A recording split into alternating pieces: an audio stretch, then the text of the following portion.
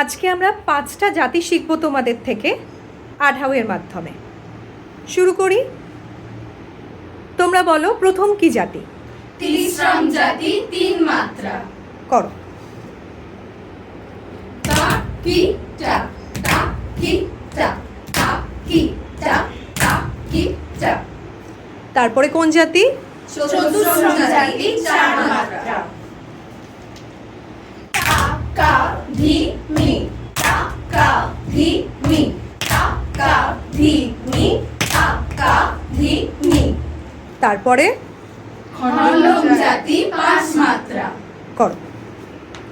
তা কা, তা কি টা, তা কা, তা কি টা, তা কা, তা কি টা, তা কা, তা কি টা। তারপরে মিশ্রণ জাতি, 7 মাত্রা। তা কি টা, তা কা ধি মি, তা কি টা, তা কা ধি মি, তা কি টা, তা কা ধি মি, তা কি টা, তা কা ধি মি।